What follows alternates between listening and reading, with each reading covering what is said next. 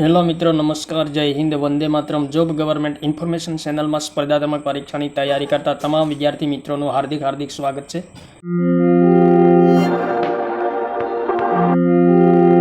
મિત્રો, ગુજરાત જાહેર સેવા આયોગ દ્વારા એક મહત્વપૂર્ણ અપડેટ આવેલી છે. 11/9/2025ના રોજ મુખ્ય પરીક્ષાનું ફોર્મ તથા પ્રમાણપત્રો અપલોડ કરવાના સમયગાળા સંબંધી તેમજ મુખ્ય પરીક્ષા માટે ફી ભરવાના સમયગાળા સંબંધી મહત્વપૂર્ણ સૂચના જારી કરવામાં આવેલી છે.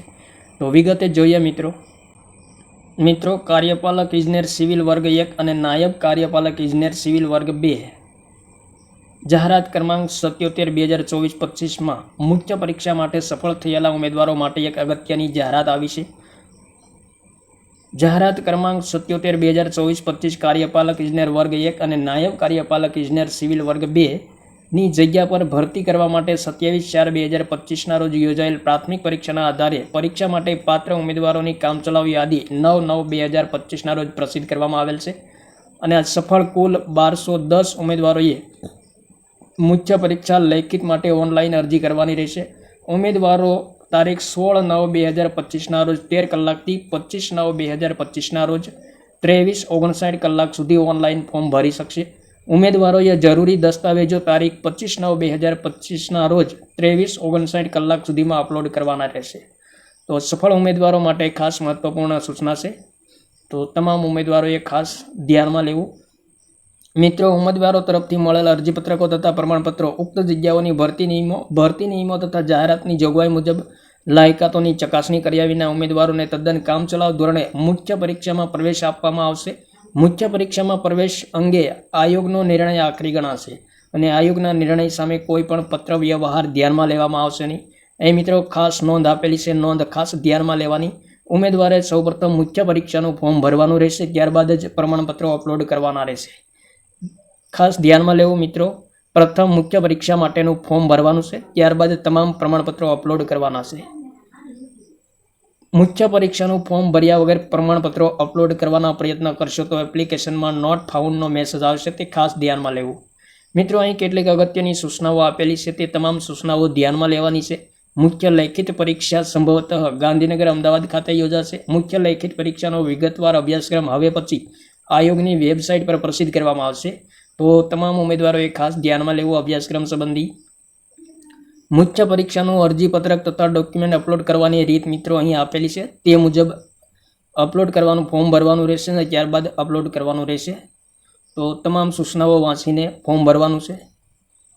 બિન અનામત કક્ષાના ઉમેદવારોએ 200 રૂપિયા ફી ભરવાની રહેશે. તેઓએ ઓનલાઈન પોસ્ટ ઓફિસમાં ફીની ચૂકવણી કરી શકશે, જેની રિસિપ્ટ સાચવી રાખવાની રહેશે. બિન અનામત કક્ષાના ઉમેદવારો ઓનલાઈન ફી 24/9/2025 23:59 કલાક સુધી પોસ્ટ ઓફિસમાં કચેરી સમય સુધી ભરી શકશે. અને જો ઉમેદવારે ફીની ચૂકવણી કરી હોય અને ફીના નાણાં બેંકમાંથી કપાયેલ હોય અને તેની પહોંચ ન મળી હોય તો ઉમેદવારે હેલ્પ ક્વેરીમાં ચેક યોર પેમેન્ટ સ્ટેટસ પર જઈ ક્લિક કરી જાણી શકાશે. તો ખાસ નોંધ આપેલી છે. મિત્રો, અહીં ડોક્યુમેન્ટ અપલોડ કરવાની વિગતવાર સૂચનાઓ આપેલી છે, તે મુજબ સૂચનાઓ ફોલો કરીને તમામ ડોક્યુમેન્ટ અપલોડ કરવાના રહેશે અને સૂચનાઓ વાંચ્યા પછી જ ડોક્યુમેન્ટ અપલોડ કરવા જરૂરી છે. સૂચના અનુસાર 25/9/2025 23:59 કલાક સુધીમાં ઓનલાઈન અરજીપત્રકો ભરેલ હશે, તેમજ 25/9/2025 23:59 કલાક સુધીમાં અરજીપત્રક તેમજ દસ્તાવેજ વેબસાઇટ પર અપલોડ કરેલ હશે તેવા ઉમેદવારો જ મુખ્ય પરીક્ષાના કોલ લેટર ડાઉનલોડ કરી શકશે. તો જે ઉમેદવારોએ ફોર્મ ભર્યું હોય તેમણે જ કોલ લેટર ડાઉનલોડ કરી શકાશે, તે ખાસ ધ્યાનમાં લેવું. મુખ્ય પરીક્ષાના અરજીપત્રક સાથે અપલોડ કરવાના પ્રમાણપત્રોની અહીં યાદી આપેલી છે. ઉમેદવારે ઓનલાઈન ભરેલ મેન્સ એપ્લિકેશન ફોર્મ ડાઉનલોડ કરી તેની પ્રિન્ટ લઈ તેમાં ફોટોગ્રાફ ચોંટાડી અને સહી કરી જરૂરી વિગતો ભરી સ્કેન કરી જરૂરી પ્રમાણપત્રો સાથે ઓનલાઈન અપલોડ કરવાનું છે. ત્યારબાદ જન્મ તારીખના પુરાવા માટે SSCEનું પ્રમાણપત્ર, ધોરણ 10ની માર્કશીટ અથવા તો ક્રેડિટ સર્ટિફિકેટ બેમાંથી એક કે જેમાં જન્મ તારીખ દર્શાવેલ હોય તે જ અપલોડ કરવાનું રહેશે. જન્મ તારીખનો દાખલો કે શાળા છોડ્યાનું પ્રમાણપત્ર ઉંમરના પુરાવા માટે માન્ય ગણાશે નહીં, તો તે ખાસ ધ્યાનમાં લેવું.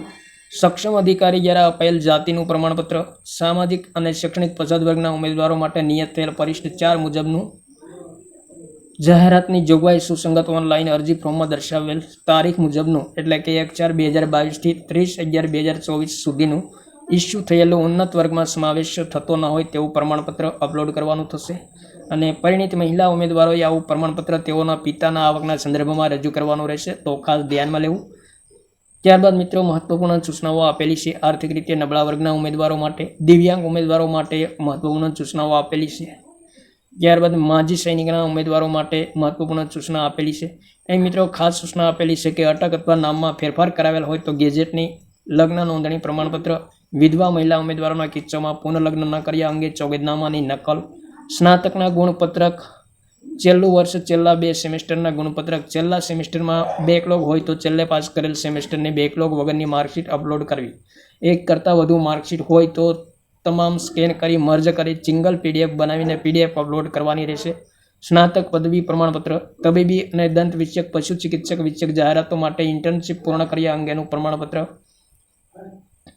ત્યારબાદ વિદેશી યુનિવર્સિટીમાંથી પદવી મેળવેલ હોય તો તેની માન્યતા અંગેના પુરાવાની નકલ, જાહેરાતમાં દર્શાવેલ લાયકાતની સમકક્ષ લાયકાત ઉમેદવાર ધરાવે છે તો તેવા તેમનો હક દાવો હોય આવા ઉમેદવારો સમકક્ષતા પ્રસ્થાપિત કરતા આદેશો, અધિકૃતતાની વિગતો, પ્રમાણપત્ર રજૂ કરવાનું રહેશે. જાહેરાતની જોગવાઈ અનુસંધાનમાં લાગુ પડતા અન્ય આધાર પ્રમાણપત્રો કે ફી ભર્યાની પહોંચ અપલોડ કરવાની રહેશે.